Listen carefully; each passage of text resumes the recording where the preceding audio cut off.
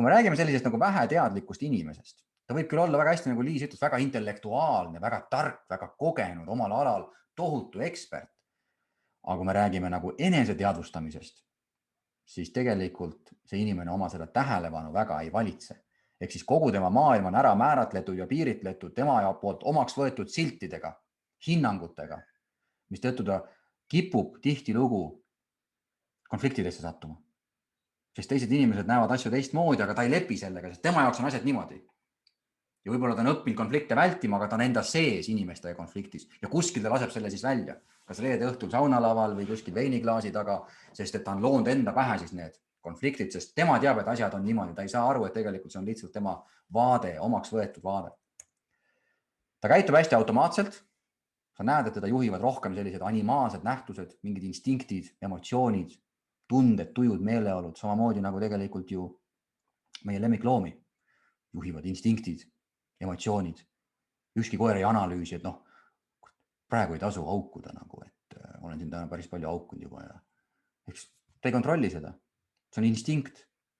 Ja kui on emotsioon, käib saba, ta ei oska oma emotsioone niimoodi varjata nagu inimene. Kui kunagi ühel vestlusel, ühel koolitusel metsameestega üks mees, jahimees hakkas seal diskuteerima oma kaaslasega, ütles, et minu koer on eneseteadlik. Minu koer tuleb koju ja on näha, kuidas ta kuudis mõtleb selle jahi peale ja analüüsib selle jahi läbi. Ülejäänud seltskond vaatas sellise näoga, et seda laikat tahaks küll näha, kes tuleb ja teeb pärast reflektsiooni nagu oma jahile. Et tegelikult oleks võinud tõmmata sealt 2 kase vahelt, oleks nagu kiiremini sellele jänesele järgi jõudnud. Ta ei oska väga ega ei taha ka ennast väga kõrvalt vaata ja positsiooni asetada. Ja kui sa üritad talle midagi öelda, temaga rääkida, ta nagu ei taha ennast kõrvalt vaadata, sest see teadvalolek ongi nagu võime ennast nagu kõrvalt natukene vaadata. Ta läheb kaitsesse, ta hakkab vaidlema ja kui sa üritad talle midagi öelda, siis ta hakkab rääkima, ma olen selline, miks sa minuga rahul ei ole, võta mind sellise, nagu sa oled. Ta ei saa aru, et sa tegelikult ei ürita teda kritiseerida, vaid sa püüad nagu tähelepanu juhtida mingitele tema emotsioonidele, mingitele tema käitumistele, et sa ei anna talle hinnanguda, kuna ta on samastunud kõige sellega, siis tal on väga-väga raske ennast kõrvalt vaadata. Ja tema jaoks, tema võrdubki tema mõtted. Loomulikult algavad need tema enda mõtetest, enda kohta, kes ma olen, mis inimene ma olen, kuidas asi käib, siis see tuleb kogu maailma kohta, mõttemaailm ja siis muidugi emotsioonid. Võtke mind sellise, nagu ma olen. Ja tagant järele hästi tark. Paneb ära, pauk, pisarad järel mõnikord, mingid jamad, skandaalid, konfliktid, draamad.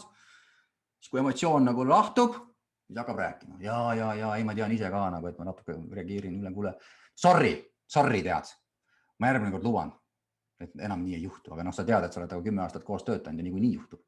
Sest et tagantjärele, kui emotsioon on lahtunud, siis see emotsiooni mõju kaob ära ja nüüd ta liigub sellesse mentaalsusesse, sest meie süsteem on niimoodi üles ehitatud, et meie otsmikusagar saab informatsiooni alati veidi hiljem kui meie limbiline aju, mis tegeleb emotsioonidega ja selle eesmärk on inimest elus hoida. Ja seetõttu kriisi olukorras alati aktiveerub esimesena limbiline keskus. Ja hiljem limbiline keskus rahuneb maha, otsmikusagar võtab jälle juhtimise üle. Nüüd on hea analüüsida, mis juhtus ja mis toimus ja päris mõistlikku juttu ajada muidugi. Aga loomulikult see enese vabandamine ja vastutuse võtmine on siin väga-väga raske, sest see tuumuskumus, minu ego, seda ei luba ikkagi. Ja kui sa mõtled, siis tõenäoliselt sa leiad mõne inimese oma tutvusringkonnas, kes pigem kipub siis selline olema. Ja nüüd seal kõrval võib olla teil nii-öelda teadlik inimene, kes valitseb oma tähelepanu veidikene paremini. See ei tähenda, et ta kuidagi parem inimene on, aga ta lihtsalt on paremas kontaktis oma sisemaailmaga. Ta ei ole jäänud kinni nendesse siltidesse. Loomulikult sildid on tal olemas. Ka temale välja kujunenud seisukohad, arvamus, arusaamine, tõekspidamised. Aga ta saab aru, et okei, see on minu vaade, seal on teine vaade, seal on kolmas vaade, et me ei pea selle pärast siin konflikti minema, me võime jääda eri arvamusele. Ma saan aru, et sa niimoodi arvad, okei, see on okei mulle. Sageli neid väheteadlikke inimesi väga-väga häirib, kui keegi ütleb mulle, kuule, see on okei, me jääme eri arvamusele. Sest tema tahab, et ikkagi tema oma tõe saab teisele inimesele selgeks teha, sest tema jaoks ei ole see mitte oma seisukoht, või tema jaoks on see tõde ja ta tundub, et teine inimene eksib lihtsalt. Ta juhib oma käitumist palju paremini, sest ta märkab oma mõtteid, ta märkab oma emotsioone, ta märkab neid impulsse, mis tekivad ja ta oskab neid ikkagi vähemal rohkemal määral juhtida. Ta on väga huvitatud eneseanalüüsist, sest ta on valmis nägema läbi neid mõjusid, mida see käitumine talle tekitab, sest ta ei samastu ennast niivõrd oma selle egoga, oma emotsioonide, oma tunnetega, ta on väga avatud enesereflektsioonile. Loomulikult, kui see tuleb turvaliselt, eks temal on ka kuskil oma piir. Aga kui keegi tuleb talle asjadest rääkima, küsib, siis ta on alati avatud, aga kas nii päriselt on valmis küsima juurde.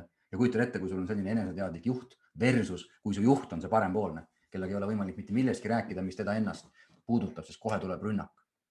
Ta eristab ennast oma mõtetest ja emotsioonidest, ta ei lähe nendega nii lihtsasti kaasa. Muidugi on tal need olemas, ka tal on need 50 000 mõtet olemas, sest aju toodab kogu aeg seda. Ka tal on need 150 emotsiooni olemas, sest tema limbiline keskus toodab seda. Aga ta suudab natuke nagu kõrgemalt seda vaadata. Nagu objektifitseerinud selle kõik, nagu kõrvalt vaata ja vaatas, okei, mul on sellised mõtted, ma ei tea, kas praegu see on kõige targem seda öelda, okei, ma võib-olla veidi ootan, kas on praegu kõige targem niimoodi käituda.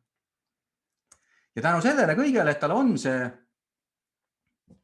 vaatleja positsioon, ta oskab ennast ka juba reaalajas rohkem kontrollida, mitte tagantjärgi tark olla, siis kui emotsioonid juba on lahtunud, vaid ta reaalajas suudab rohkem sekkuda. Ehk siis põhimõtteliselt need kaks täiesti ühesugust inimest justkui, mõlemad võivad toredad, kihvtid inimesed, kolleegid olla, aga mis neid eristab, ongi see, et kui mingid sündmused toimuvad, siis meie alateadvus protsessib seda informatsiooni. Hästi lihtsustatult alateadvus jagab informatsiooni kolmeks. On neutraalne informatsioon, millele praktiliselt ei reageerita.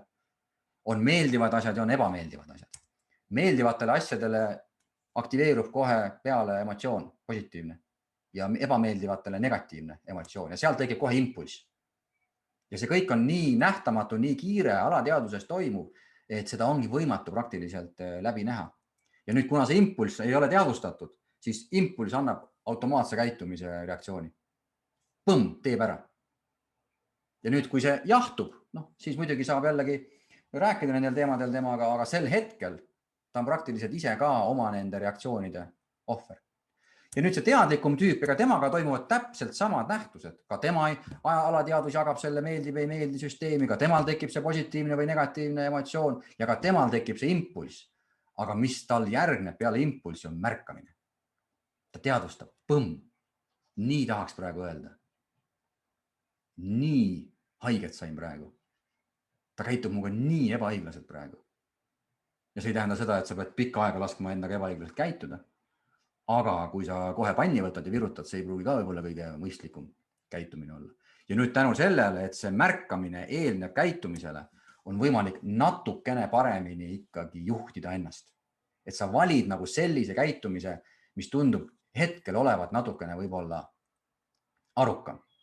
Ja seetõttu on ülioluline endale teadvustada, et me ei räägi mingitest üliinimestest, me räägime täiesti tavalistest inimestest, kes satuvad täiesti normaalsetesse igapäeva olukordadesse.